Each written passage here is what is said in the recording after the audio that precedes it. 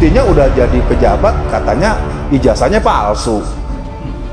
Itu kan namanya nggak keren. Ya, saya nggak tahu tuh siapa tuh, di mana tuh, ada di Wakanda ya, di planet Mars. Kenapa di DPR itu sekarang ada 200 orang PKI di DPR? Karena orang-orang tua PKI masa lalu yang ada di Prancis, dan ada di Jerman, yang ada di Belanda, yang ada di Rusia, yang ada di sedonyo menyiapkan fitih. Le, sampean mau maju di dapil berapa, Le? Punya berapa? 700 juta. 700 juta. Nggak bisa jadi DPR RI, nggak ada cerita bakal jadi. Wah, Ustadz kok pakai duit-duit? Ya bukan. Ini bicara realitas.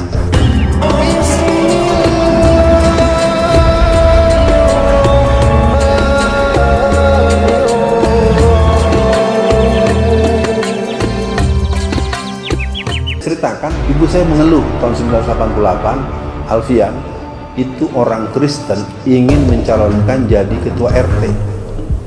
Itu keluhan ibu saya. Kata saya bilang, selama masih ada gua, nggak akan pernah calon Kristen menang. Kan terdengarnya terlalu sara ya Pak, terlalu ini kan. Lalu apa yang saya lakukan dengan izin Allah, itu orang padahal tetangga sudah diajak beraun-raun, bawa auto mewah, big bird, bluebird yang harganya satu kali sewa itu 6 juta. Kayak cukup. Yang kedua, kasus pemilihan ketua RW di sebuah komplek mewah. 15 RT, calon paling berbakat menang itu adalah seorang pendeta. Lalu salah satu warganya datang ke saya, Ustadz, tolong datang ke kampung kami, ajarkan masyarakat agar jangan memilih calon Kristen untuk jadi ketua RW. Apa acaranya? Tablik akbar. Saya nggak mau. Saya bilang kalau dia selama ini sudah membagi uang, membagi beras, menolong tetangga yang sakit, membiayai tetangga yang uang kuliahnya belum lunas, lalu tahu-tahu saya datang, saya tablik akbar, bisa dibunuh orang saya. Loh, Ustadz kok nggak mau belain agama? Enggak, saya tidak mau pakai cara itu. Boleh saya pakai cara lain? Cara lainnya nanti di lain waktu kita bahas. Yang jelas dia tidak menang. Dia tidak menang dengan 527 suara. Jadi saya ingin mengatakan pada Bapak Ibu sekalian, saya ini memang dari dulu mengambil peran sebagai politik. Ya. Dan setiap yang saya urus, kalau kata orang memasak di dapur, tiba sampai di tempat makan, lama mana kok. Jadi kita telah berhasil melakukan banyak hal, dan pembicaraan yang mungkin nanti perlu disepakati, tidak perlu ke dunia maya dulu. Kita perlu main eksperimen dulu di sekitar sini. Karena kita tahu di sini saja orang yang pernah jadi pejabat itu bukan orang yang berjiwa Islam. Ya, saya nggak perlu nyebut nama, nanti kena pasal hukum saya kan. Anda harus tahu, ketika pemimpin itu tidak berjiwa Islam, kita jangan berharap bahwa tadi betul Daud, agama pemimpin tergantung pada agama rakyatnya. Tetapi menurut saya dikombinasi saja. Saya punya kisah Bapak Ibu sekalian, dekat rumah saya itu ada sebuah masjid namanya Salahuddin Al-Ayyubi. Di masjid itu ada, di sekitar masjid itu ada 11 RT. Ketua RT yang dipilih tidak boleh dipilih jadi ketua RT kalau dia tidak kelihatan subuh di masjid berjamaah. Dan ranking saf pertama. Jadi saf pertama itu, saf kedua, saf ketiga, hanya 3 saf saja di warga di sekitar masjid yang ada 11 RT itu yang boleh dipilih di ketua RW. Ketika ada pemilihan ketua RW, apa kata ulama di sekitar masjid itu? Yang boleh dipilih jadi ketua RW adalah Pak RT yang rajin ke masjid. Jadi tanpa harus menerangkan, jangan pilih RT Kristen, jangan pilih RT walaupun namanya Muhammad Jihad tapi tukang mabok, tukang main ke rumah janda. Nama kan bukan jaminan mutu, Pak. Kalau yang namanya Muhammad SAW jelas, tapi Muhammad yang tukang mabok ada. Panggilannya si Mamat kalau di Jakarta. Ada nggak orang namanya nama Islami tapi kelakuannya bejat? Ada nggak di masyarakat? Itu urusan dia. Kita bukan menghakimi dia. Jadi jawaban pertama, menurut saya kita harus punya keyakinan dan mungkin ke bahasa yang sering saya sampaikan, kita perlu merancang munculnya pemimpin yang punya nilai kebaikan dan perbaikan buat masyarakat. Saya mohon doanya seluruh Indonesia, daerah-daerah yang minta saya bisa jadi pembuat resepnya, saya akan turun. Syaratnya saya jangan dibayar. Nah, kalau dibayar berarti saya tim sukses. Habis dibayar tadi telepon sama saya nggak diangkat lagi. Kan penyakit orang kalau udah belum punya jabatan minta tolong terus sama rakyat ya. Kalau udah terpilih ketemu aja pura-pura nggak kenal. Jadi nanti kita bicarakan dengan apa yang ingin saya katakan. Indonesia adalah yang beragama Islamnya keren. Cuma kita dirusak dengan keberadaan liberal, keberadaan Islam Nusantara. Ini adalah kelompok-kelompok yang memang disengaja untuk merusak paradigma Islam. Mungkin lain waktu kita bahas. Kesimpulannya, Islam di Indonesia adalah Islam yang dinantikan daya gelegarnya di seluruh dunia. Makanya kita harus backup Partai Keadilan Sejahtera.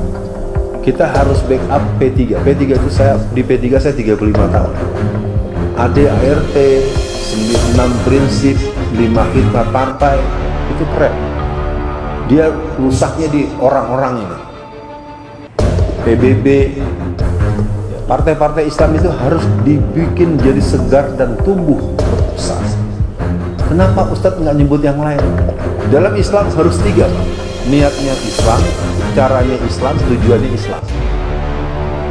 Sebut nama partai tertentu, misalnya partai X, dasarnya bukan Islam. Kalau dasarnya bukan Islam, salah di mana? Salah di niat. Padahal dalam Islam innamal a'malu binniyat. Paham, Pak? Saya bukan maksa pendapat, saya ingin kita kan hidup sekali, Pak. Kalau Bapak masuk partai yang niatnya bukan Islam, tujuannya bukan Islam, walaupun pakai jilbab semua, nanti ketika ada ketentuan-ketentuan yang berhubungan dengan penegakan syariat Islam, kira-kira partai tersebut akan mendukung atau tidak? Yang bisa diharapkan memenangkan Islam sekarang di DPR itu tinggal berapa? 1 PKS, 2 P3, 3 PBB. Cuman PBB udah 3 kali pemilu gak dapat suara. Saya terbuka ya, ini saya bicara sebagai seorang yang punya basic perjuangan politik Islam.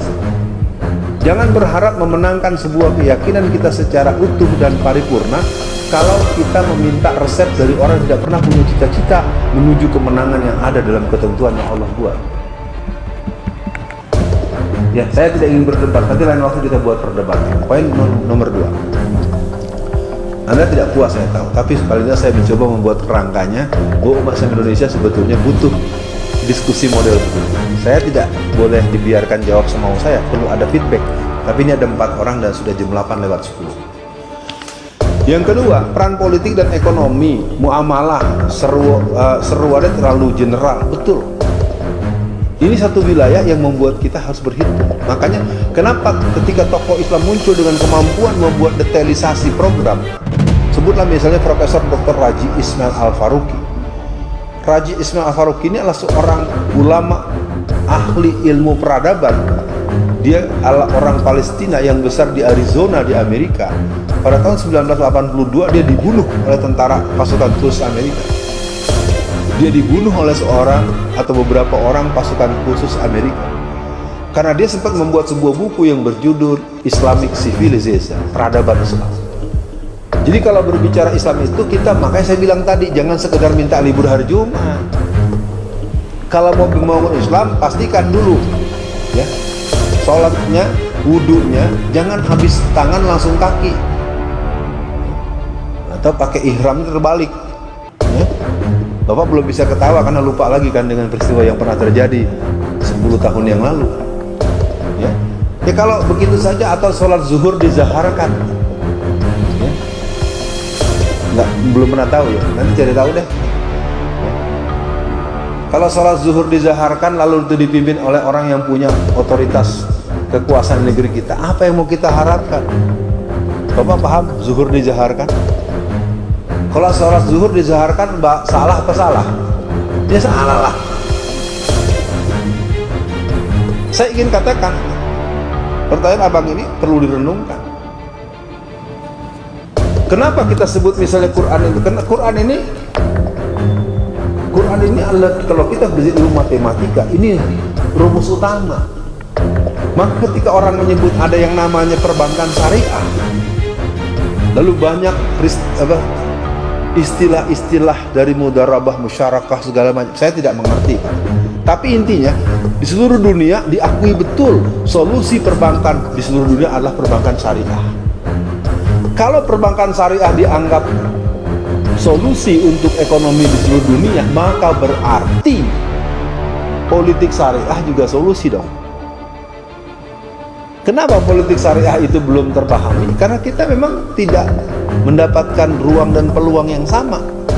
Atau militer syariah, punya bukti kita. Lihat Afghanistan, tanggal 15 bulan Agustus tahun 2021, Afghanistan melakukan proklamasi kemerdekaan Taliban, Futu Afgan. Setelah Mullah Omar memimpin perjuangan bersama dengan teman-teman, yang sebetulnya Mullah Omar itu bukan presiden, tetapi dia semacam komandan laskar. Satu hari dapat keluhan dari seorang warga, ada 2 orang perempuan diculik oleh para laki-laki nakal. Maka dengan 30 orang pasukannya si Mullah Omar itu, yang konon Mullah Omar itu matanya tinggal 1. Maka akhirnya dia dapat simpatik, ringkesnya tahun 1996 sampai 2001, akhirnya kembali direbut oleh Amerika. Sejak tahun 2001 sampai tahun 2021, 20 tahun, anak-anak yang dulunya adalah pembersih daripada selongsong senjata, anak-anak yang membesarkan moncong-moncong dari tank-tank yang dimiliki oleh pasukan mujahidin dengan 7 satuan mujahidin dari Hikmatyar, Gulbuddin Hikmatyar, Yunus Khalis, dan lain segala macam. Maka muncullah kelompok Akhundzada dan kawan-kawan. Maka pada tanggal 15 Agustus tahun 2021, Afghanistan mengumumkan kemerdekaan. Amerika yang selama 20 tahun bercokol di negeri mereka harus hengkang dengan kematian lebih dari 8 sampai 10 ribu orang dan kerugian 14.000 triliun. Kenapa pasukan Afghanistan yang bernama Taliban bisa memenangkan dan merebut kembali kemerdekaannya? Karena dia belajar militer, tidak berguru kepada militer Amerika dan tidak berguru pada militer Rusia. Saya katakan, saya bicara di bumi Melayu nih, kita bisa membuat Indonesia ini. Negeri ini nggak akan pernah kuat. Lihat, ada Soekarno, ada Hatta. Ulama-ulamanya Al-Minangkabawi, Al-Bantani. Jadi negeri ini tidak akan pernah punya kekuatan kalau tidak ada jalur Trah Sumatera. Kekuatan negeri ini ada Trah Sumatera, Trah Sulawesi, baru Trah Jawa. Jadi ketika Sulawesi, Jawa, dan Sumatera itu mengalami satu kolaborasi, kita punya harapan untuk membangun kembali kekhilafahan Nusantara. Tapi kan sekarang kita ditakut-takuti, tidak boleh ngomong khilafah. Kalau nggak boleh ngomong khilafah, kita melanggar undang-undang yang mana? Kan sering kan kalau ada di televisi atau itu ada omongan, ya, ini pengusung khilafah harus ditangkap. Ditangkapnya karena apa? Melanggar undang-undang nomor berapa? Melanggar TAP MPRS atau TAP MPR yang ditetapkan kapan? Ada juga PKI. Ya. Ini sekarang coba, anak PKI masuk parlemen. Padahal dalam undang-undang yang ada dalam TAP MPRS nomor 25 tahun 66, Undang-Undang nomor 27 tahun 1999, ayat 107, pasal 107 ayat A sampai E dikatakan bahwa barang siapa orang yang dengan sengaja menyebarkan paham komunisme, maka dia akan dikurung penjara antara 15 sampai 20 tahun.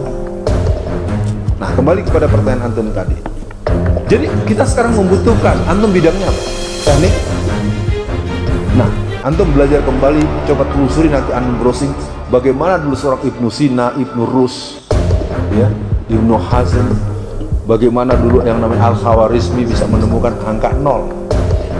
Artinya gini mas, kejayaan Islam yang pernah ada itu tidak ditangkap apa yang bisa ditempuh, dan itulah yang membuat hari ini Amerika ketakutan karena salah satu menantu daripada Erdogan itu bisa membuat drone, bukan drone rekam ini Pak, drone pengebom tank. Amerika tuh ketakutan karena ada tank yang beratnya 44 ton itu bisa hancur dengan drone yang dibuat oleh menantunya Erdogan. Jadi anak-anak kecil ini Bu, ikut-ikut dengar-dengar gini, biarkan saja, nanti dia akan masuk. Dia tidur-tidur begitu, biarin saja. Karena dalam ilmu pendidikan, orang itu sering mendengar, dengan mendengar dia akan menyerap. Nah, pertanyaan antum itu menjadi panjang jawaban, tapi intinya seruan yang terlalu general itu menandakan bahwa kita miskin literasi dan kita miskin riset. Jadi kalau kita tidak pernah melakukan, pertanyaan kita, kenapa kalau ada pengajian kita susah remaja? Coba sekarang, hampir nggak ada remaja kan? Pun kita coba nanti Pak undang rame-rame, tetap saja remajanya nggak ada. Karena mereka tidak peduli, karena mereka akan sibuk dengan Mobile Legends, mereka akan sibuk dengan Ragnarok, mereka akan sibuk dengan game online, mereka akan sibuk dengan WKWK, DM, kan begitu. Nah, jadi saya pikir langkah-langkah apa yang bisa dikerjakan, menurut saya kita ini kan dulu. Karena Al-Quran ini boleh dibilang chips, tergantung dia merayap dalam relung sel-sel batok kepala seseorang. Ketika Al-Quran itu meresap ke dalam batok kepala seorang, Dr. Abdullah Azzam. Abdullah Azzam itu adalah orang Palestina yang mengambil S3 bidang syariah pada tahun 1940-an, 1950-an, tahun 60-an dia mulai aktif dan seterusnya dia muncul di tahun 80-an. Selesai dia S3, dia doktor syariah. Ketika dia pulang ke rumah, ternyata dia dibuatkan rumah yang pada tahun 80-an itu harganya 35 miliar. Saya tanya pada Bapak, tahun 80 uang 35 miliar dibikin rumah kayak apa mewahnya? Sekarang aja bikin 35 miliar masih berasa kan Pak kalau di sini kan? Dia cuma ada di diri depan rumah. Apa katanya? Wahai kemenakan, rawatlah rumah ini, tinggallah di sini, dan ambillah. Aku akan pergi membantu saudara muslim yang sedang diserbu oleh pasukan komunis Rusia. Sebagai seorang ulama yang ahli Islam, ilmunya hebat, dia lebih memilih menjadi the grand of jihad. Artinya apa? Ketika Quran ini ada masuk kepala orang yang bernama Taufik Ismail, kita akan terdengarkan lagu-lagu Sahdu, atau kita dengarkan lagu-lagunya Ebit JAD, atau lagu-lagunya Kus Plus. Lagu Kus Plus itu ternyata itu inspirasinya dari Quran. Jadi Quran ini tergantung pada siapa. Jadi mungkin paling tidak ini hikmah pertemuan, paling itu perkenalan yang sangat mahal buat teman-teman, termasuk Mang Ori yang agak tertidur itu, ya. Karena kajian-kajian kita ini akhirnya menunjukkan bahwa pertemuan kita, pertemuan yang memang tidak kita buat dengan planning yang gagah-gagahan. Antum nggak bikin flyer, nggak bikin undangan, aduh sayang ada Ustadz Alfian kok yang datang dikit, nggak ada masalah. Malaikat nggak salah nyatet, ya Pak ya, nggak usah khawatir datang sedikit. Emang kalau ngajinya nggak 100 juta orang, lalu pahalanya lebih dikit. Kalau yang ngaji dikit, pahalanya dikit, tidak. Innamal a'malu binniyat. Jadi gini ya Bang ya, saya pikir untuk pertanyaan antum ini, antum kembali lagi, antum nanti kembali kontak, kita bisa lebih jauh. Karena kita perlu membutuhkan generasi-generasi yang menyongsong peradaban masa depan. Maka dalam diktum pendidikan Islam atau pendidikan secara umum, didiklah anak-anakmu karena mereka akan berada di zaman yang berbeda dengan zamanmu. Jadi kalau kita punya anak, wah yang penting udah S1 mah nggak ada ceritanya. Tapi juga jangan membanggakan kuliah. Rocky Gerung tuh kuliahnya sampai 6. Dia cuma semester 8 dia berhenti, semester 8 dia berhenti. Karena sekolah itu kan bukan jaminan mutu. Saya di 30 tahun jadi dosen pendidikan. Saya kasih tahu para jamaah, kalau orang sekolah dari SD sampai S3, dia sekolah SD, SMP, SMA, S1, S2, S3, itu hanya mengembangkan 2% saja dari fungsi otak. Sekolah formal itu bukan satu-satunya syarat orang bisa berbuat banyak untuk urusan bangsa dan negara. Ada Malik cuma tamat SD kelas 2 di wakil presiden. Bukan berarti anak kita cuma sampai SD, Pak, jangan salah paham. Saya lebih menganjurkan anak kita dididik dia sekolah sampai tinggi, tapi jangan mengandalkan formalitas. Formalitas harus diiringi dengan kualitas. Keren. Ya, buktinya udah jadi pejabat, katanya ijazahnya palsu. Itu kan namanya nggak keren. Ya, saya nggak tahu tuh siapa tuh, di mana tuh, ada di Wakanda ya, di planet Mars. Oke, cukup dulu ya. Anda pasti nggak puas, biar tahu aja. Ini kuliah mahal ini, ya. Ngaji mahal ini baru namanya ngaji kemenangan masa depan. Tidak usah jauh-jauh, bisa menang. Saya sudah bilang di mana saya berada, mau menang atau tidak. Kelemahan kita selama ini, kita tidak merancang kemenangan. Kita hanya mereaksi kesiapan lawan, lalu takut dengan lawan. Kita nggak boleh takut. Wala tahinu wala tahzanu in kuntum mu'minin. Orang beriman boleh takut, itu manusiawi.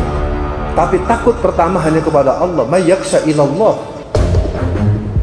Nah, orang yang takut kepada Allah tentu pengertiannya bukan pengertian fisik ya. Kalau kita jalan lalu orang mau tembak dia, kita takut lah, itu mah fisik. Tapi kalau dalam konteks peran-peran publik itu bisa jelas. Oke, nomor 3 ibu kita. Apa strategi umat Islam dalam memenangkan presiden? Saya pikir presiden mana yang mau kita menangkan? Ketika kita mungkin sekarang bangga dengan Bapak Anies Baswedan, lalu kita bertanya, Pak Anies Baswedan sudah diusung oleh partai apa?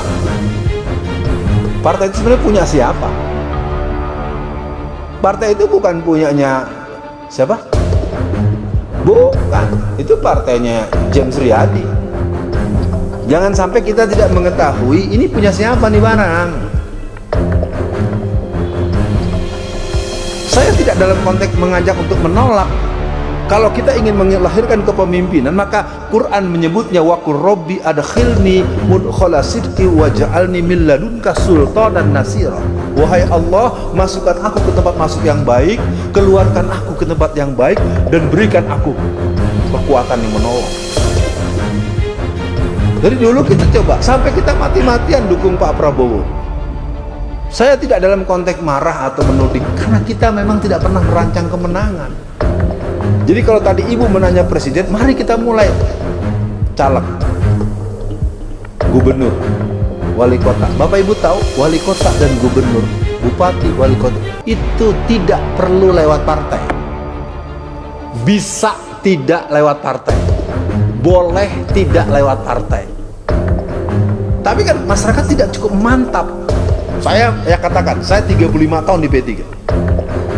Kalau mau serius kita bisa memenangkan Bapak jadi di sini apa nih? Kabupaten apa kota nih? Kota apa nih? Bukan baru. Kalau Bapak mau jadi wali kota, atau siapa yang paling cocok jadi wali kota di sini? Oke. Sebentar. Ini bukan bergarah kalau sawana. Kalau inyo kawan ko tuan ko dijadikan calon wali kota, apa betigo cari pitih 200 miliar. Apa cari KTP sebanyak 150.000 suara. KTP asli, verifikasi, pakai, menang. Persoalannya kan ketika dia mencalonkan diri, dia pusing sendiri, dia cari duit sendiri, dia bikin kaos sendiri, ditangkap sama KPK sendiri. Kan di mana-mana kalau kita lihat ada calon, kita minta uang ke dia, dia lagi pusing, kita minta uang. Kenapa di DPR itu sekarang ada 200 orang PKI di DPR? Karena orang-orang tua PKI masa lalu dan ada di Prancis, dan ada di Jerman, yang ada di Belanda, yang ada di Rusia, yang ada di Sadonyo menyiapkan fitih. Le, sampean mau maju di dapil berapa, Le? Punya berapa? 700 juta. 700 juta. Nggak bisa jadi DPR RI, nggak ada cerita bakal jadi. Wah, Ustadz kok pakai duit-duit? Ya bukan, ini bicara realitas. Bapak mau jadi calon DPR RI dari ini provinsi apa ini? Ada berapa kabupaten? Nah iya, sekarang Bapak ngumpulin orang 1.000 orang, terus bertemunya lewat 2 kali jam makan. Dikasih makan nggak? Lalu orang mesti makan apa? Makan bayar sendiri-sendiri gitu. Ya itu dia namanya operasi politik, baru ada duitnya. Nah duit itu bukan dia yang keluar. Kesalahan kita kalau ada orang maju, semua beban ke dia, stres dia. Saya udah buktikan di beberapa tempat yang saya usul menang. Menang itu harus dirancang. Bagaimana bisa menang? Dia pusing sendiri. Akhirnya becak aja orang rumah tiap hari. Paham Pak? Kita bisa menang, mari kita lanjut. Karena nggak akan mungkin nggak menang kalau Allah menang bisa menang. Makanya saya sekarang sering ditanya orang, Ustaz besok maju dari dapil mati, saya harus memilih menjadi atau menjadikan. Bapak mengerti kalimat saya? Kalau saya menjadi berarti saya akan sendiri, saya akan kemana-mana, saya dibantu uang, saya jadi sendiri. Selama 4 tahun saya di penjara, semua teman-teman yang kenal Alfian, kalau lu maju sekarang lu bakal jadi. Lalu buat apa saya jadi sendiri? Mendingan saya menjadikan. Di Riau, Pekanbaru saya bisa bikin wali kota, bupati jadi. Syaratnya kan tadi, jangan saya kasih uang. Antum komitmen aja kalau memang mau jadi gubernur di sini, lu ikut arahan gua. Mau nggak? Kalau jadi. Tapi bicaranya nggak pakai pengeras suara. Saya siap. Saya berani bilang itu dengan izin Allah. Semoga ini bukan bergurau, karena kita selama ini tuh nggak mungkin. Kita nggak punya duit. Memang duit kita nggak punya. Tapi kalau kita bicarakan dengan baik, kenapa orang PKI sampai 200 orang, Bu? Jadi ketika tadi ditanya cuma punya uang 700 juta, lalu lapor sama Ibrahim Aidit, anak Aidit yang perempuan, lapor dengan Karmel Budiarjo, sama Ibrahim Isa, sama Emma, mereka usia 90 tahun Pak, masih hidup. Mereka jadi pedagang-pedagang besar di negara-negara Eropa Timur. Jadi kenapa ada 200 orang di DPR hari ini? Semua dibantu, butuh berapa? 4 miliar, dibantu 4 miliar. Kita bicara miliar, 100 rupiah yang nggak pernah bantu, ayo jujur Bapak. Pernah ada yang bantu caleg? Nggak ada juga meres caleg. Ayo, jadi calon wali kota, calon bupati, yang ada dia dibantu atau kita minta? Minta kita, alasannya buat masjid, buat ini begitu. Kenapa harus begitu? Saya tidak marah, saya bukan menyalahkan. Kita punya kesalahan mengambil peran. Minta kerudungan, memang dipakai, agak dibuat jadiin buat alas kaki. Oke ya, mudah-mudahan ditangkap semua. Jadi buat ibu, menurut saya, kalau tadi ibu bicara soal petugas KPPS yang mati, itu yang mati semuanya adalah yang di basis 02. Silakan Pres. Dan kita tidak pernah boleh tahu penyebab kematiannya. Aneh kan? Orang mati, data terakhir yang saya dapat, kematian petugas TPS KPPS itu jumlahnya sekitar 994 orang. Ketika ada seorang dokter yang bernama Ani Hasibuan, seorang dokter dari Fakultas Kedokteran di Jakarta, menerangkan tidak ada dalam ilmu kedokteran orang mati karena lelah, nggak ada. Kalaupun ada, itu satu-satu kasus. Ini sekarang mati 994 orang kelelahan semua. Nanya anak kecil juga tahu. Dek, kalau orang ngantuk obatnya apa?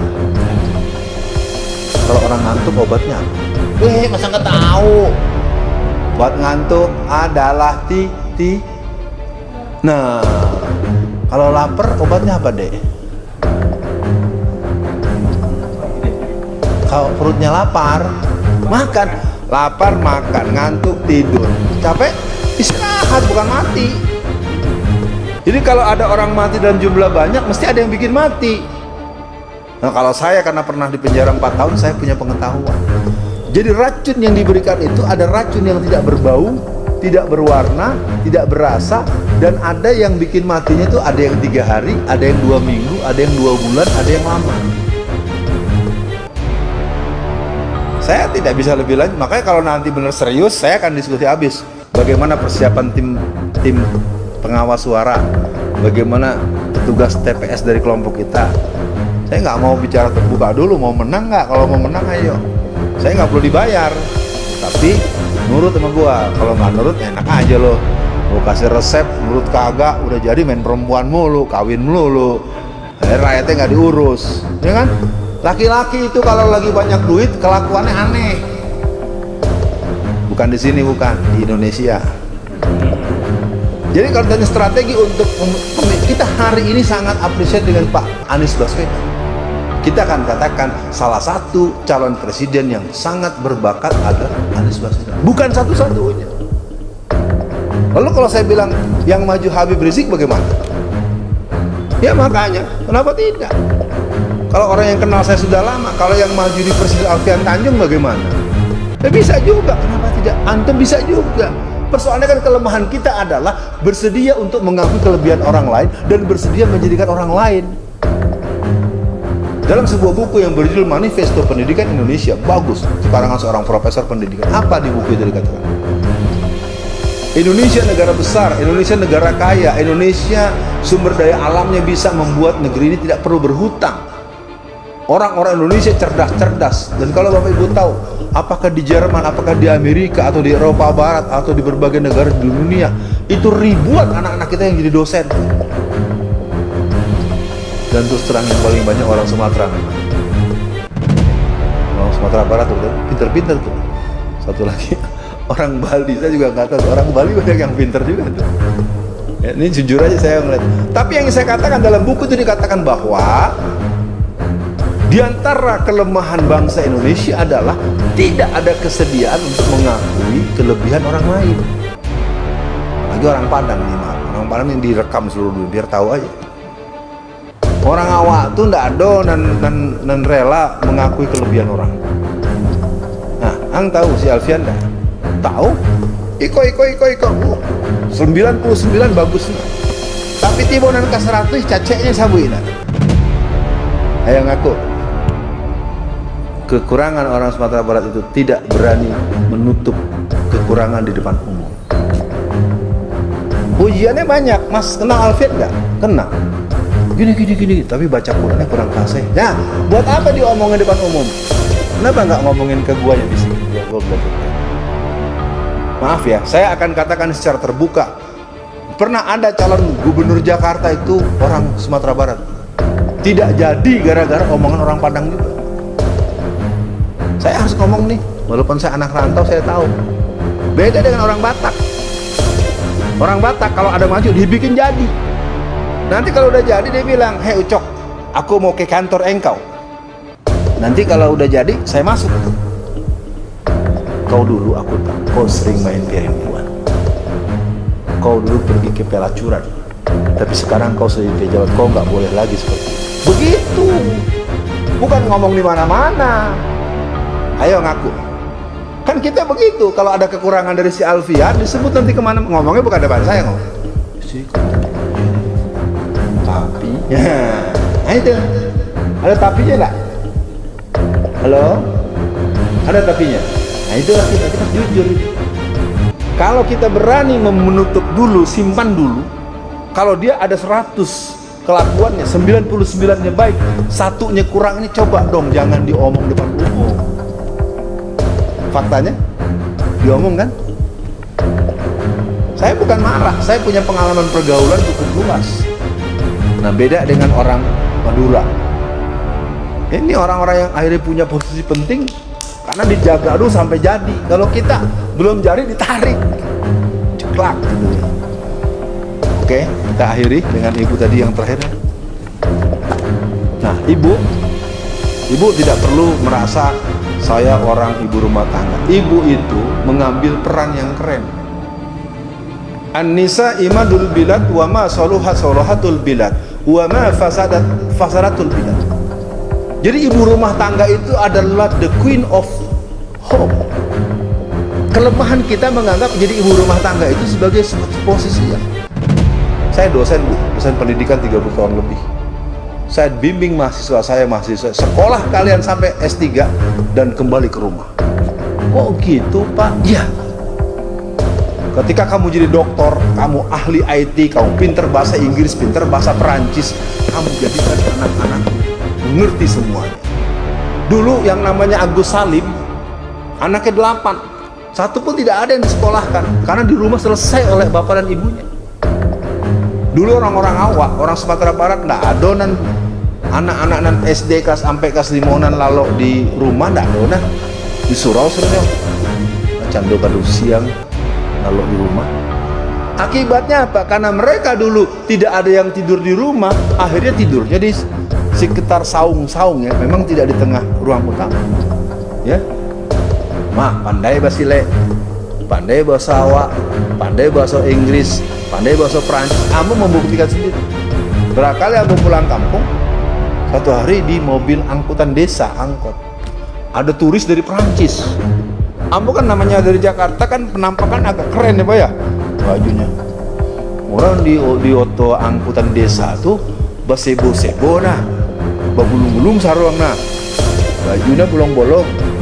Tapi ketika orang itu bertutur dengan bahasa Perancis, yang jawab bahasa Perancis apa yang kumel tuh, jadi malu saya. Nah, ya sekali-sekali mencilo ayam ya sona, ya. Nanti kalau udah dewasa dia ngadu deh, sama ete. Dulu waktu ambo kete nah, ambo ambil ayam nah, habis ambo litak mana, mudah biar dah, itu biasa, lupakan lah. Iya, ambo ikhlaskan lah gitu. Jadi ibu, saya anjurkan ibu nanti di rumah buka Quran surat 3 ayat 118 sampai 120. Tadi ada kalimat dari ibu mengatakan bahwa orang Kristen baik, fi suduruhum akbar. Jadi sekali lagi kita jangan pernah menyimpulkan orang dengan penampakan petatah petiti sopan santun. Sopan santun dalam penampilan itu adalah bentuk kemunafikan. Dia kalau dia salah masih sopan santun, dia berbuat bohong karena Anda pengen pinjam uang, jadi Anda sopan sama orang, dia bohong terus. Sopan santun itu ada tata kerama. Kalau Imam Al-Ghazali mengatakan karena kita meyakini kebenaran dan dalam hati kita, lalu kita munculkan, waduh, saya selipnya hampir 45 menit. Sekian dulu pemirsa yang berbahagia, kita jumpa di lain kesempatan di acara dan berita kemudiannya.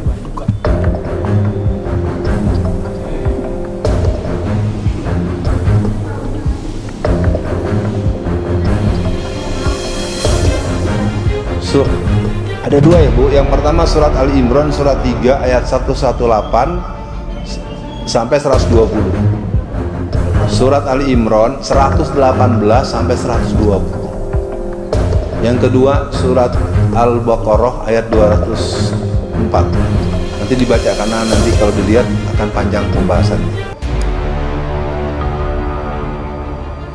Ibu Bapak sekalian, ada berita duka dari sebuah kawan-kawan kita dari satu komunitas Mu'alaf Center.